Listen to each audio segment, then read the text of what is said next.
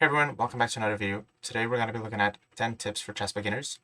Now, all these tips are compiled from games I've seen of such rating players, and I surely wish I knew these tips back when I started playing. It would have improved my chess much more rapidly. So, tip number one, defend your king / castle. Now, the king is the most important piece on the entire chessboard, and if you get checkmated, it doesn't matter how many pieces you're up, how much material you're up. So I'll give you an example. We have here a typical position. Don't mind what the first couple moves were. But in this position, white should be looking to get his king to safety. Why? Because in the central lines, the action usually revolves around the center in the middle games. And these lines, the e-file, the d-file, will probably open up. So white should get castled. Now there's a couple advantages to this. In this case, the king is well defended behind some pawns, has some pieces around it, and we can say that the king is safe. This might not look like much at the moment because the king is not immediately evicted to danger, but it will be in the future, so it's very important to get your king to safety.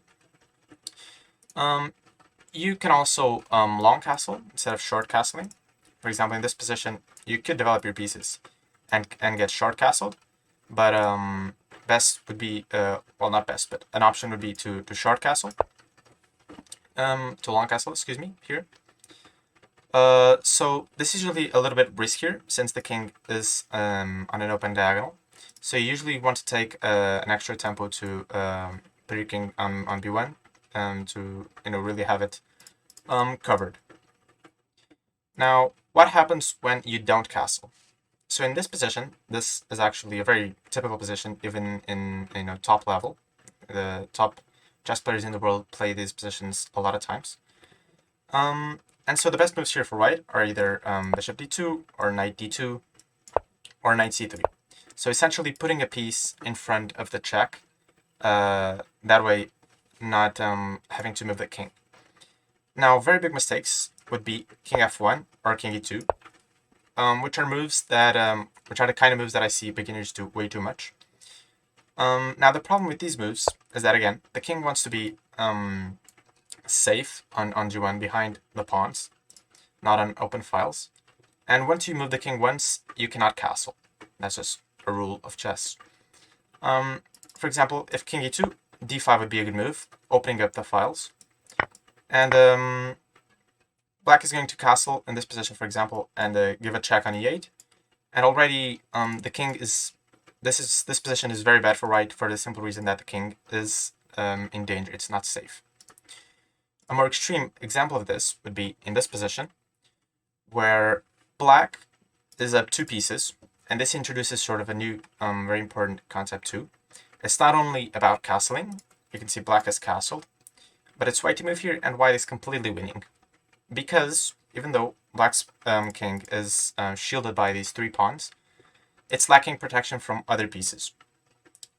If queen h5 here from white, black is completely losing. Because basically he does not have enough defenders. He would need a bishop here, or a knight close, or the queen, some piece to help out with the defense. The pawns alone can't do it. And no matter what black plays here, he's going to get checkmated in one of these squares, for example, h6.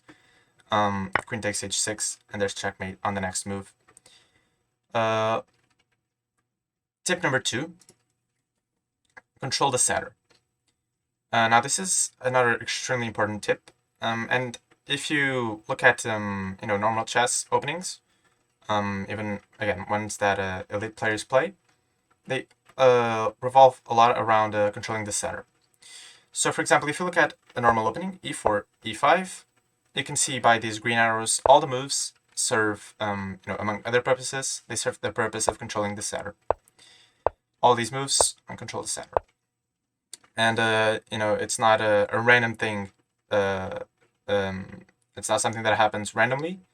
They do this on purpose. It's very important to control the center because in the central squares, your pieces can have the most scope. They can see the most amount of squares. And in general, that's called activity, by the way. Having your pieces active means having your pieces controlling a lot of squares.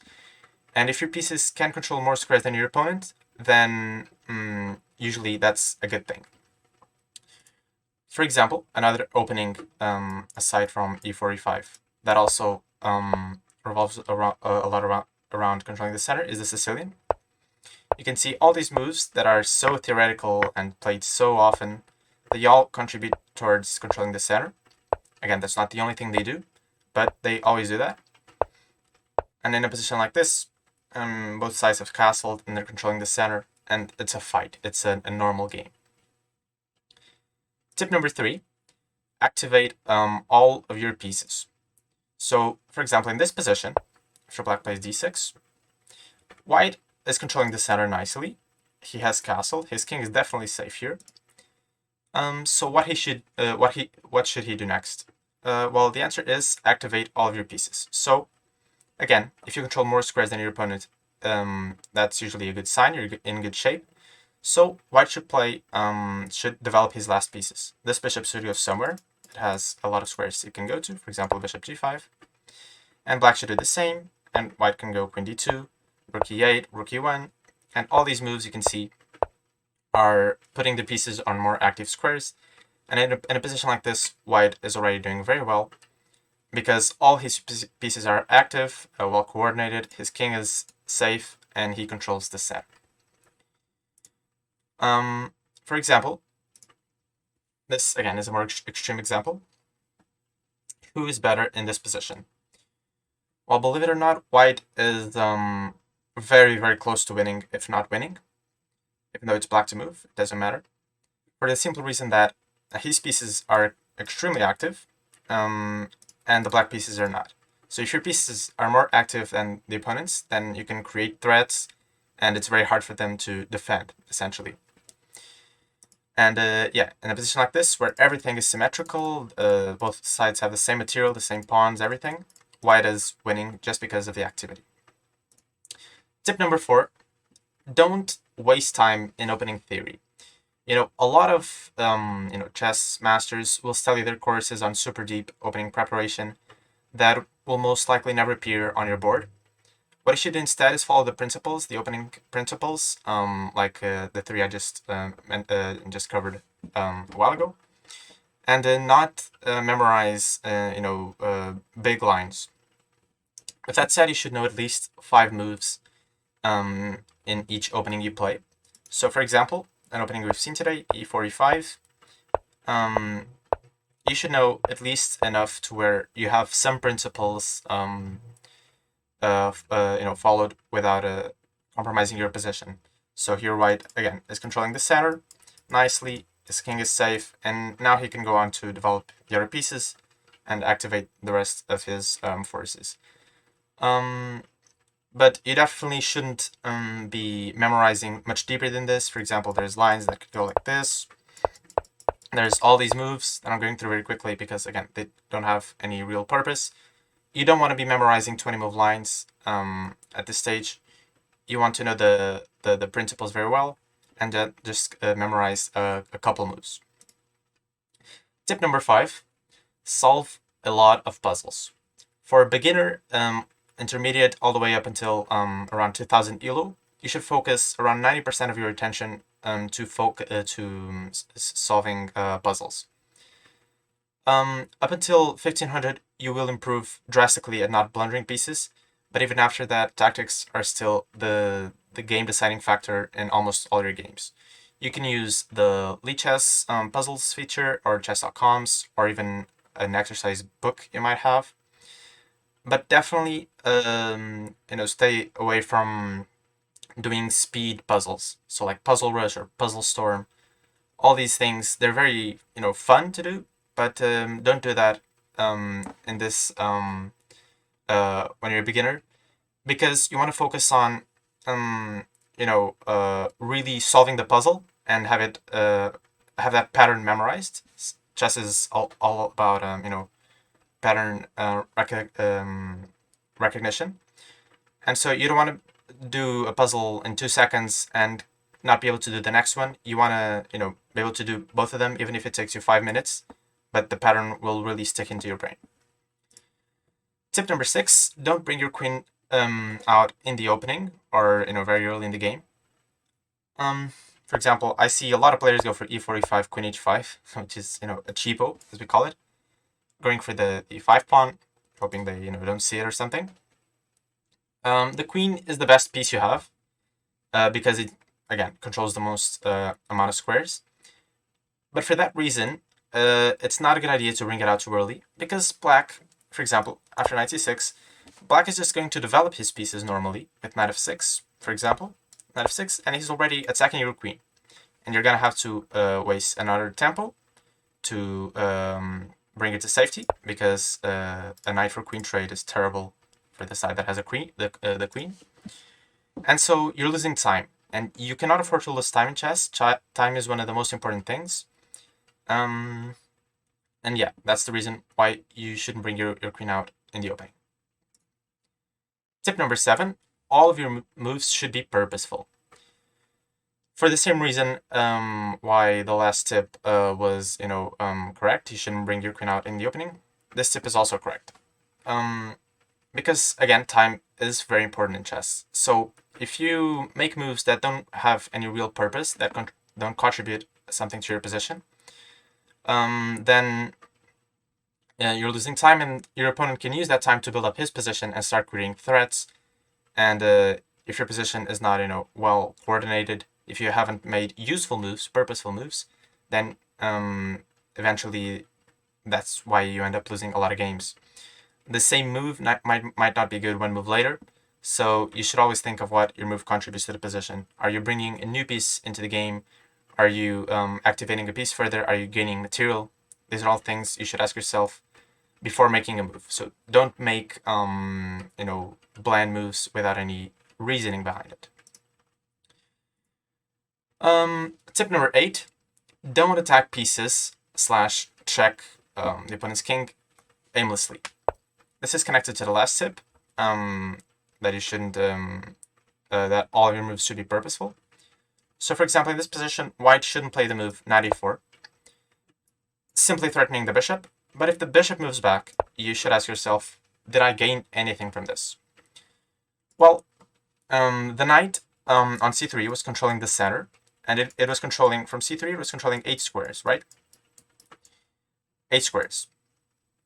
On a4, it's controlling 1, 2, 3, 4 squares, and it's not even controlling the center. And black also has this added injury threat of b5 winning a piece.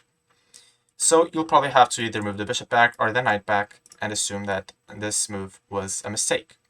And you're going to lose time, and again, time is very important. So stop attacking pieces aimlessly and think whether that contributes something to your position. Tip number 9 is also correlated to the last two. Don't trade your pieces aimlessly. I see beginners, when they see a trade, it's very tempting for some reason to make it. I guess we just like to capture pieces in general. In this position, for example, this is a typical case of relative piece value.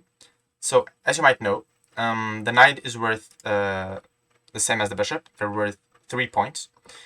But in this position, the knight is worth exponentially more than the bishop because, again, it's more active. It controls 8 squares from here, while the bishop only controls 3, and those 3 don't even contribute anything to the game because these pawns are blocking off its diagonals. So black has a huge advantage in this ending. He is winning. But with a simple trade, knight takes c1, believe it or not, white is now the one that has a huge advantage because after king takes, he's simply up a pawn. But 2 moves ago, even though black is down a pawn, he is winning in this ending just because the knight is so much better than the opponent's bishop. Tip number 10, maybe the most important one, besides putting your king to safety. Try to think one move ahead of your opponent. So when you see a purposeful move, a move that contributes something to your position, think about what your opponent can do to counter it. Oftentimes you'll see that the move you were thinking about is bad immediately because it blunders something, it hangs a pawn, it hangs a piece. And if not, you'll probably try to see the best move for your opponent, and with that, try to see the move that it'll make, in response to that, and so on. Obviously, we can't, predict everything our opponents will do, and we can't think that far ahead. But at least one move ahead, we should always try to stay one move ahead of our opponents. So with that, guys, that wraps up today's video. Top 10 chess beginner tips. I hope you enjoyed it, and I'll see you soon.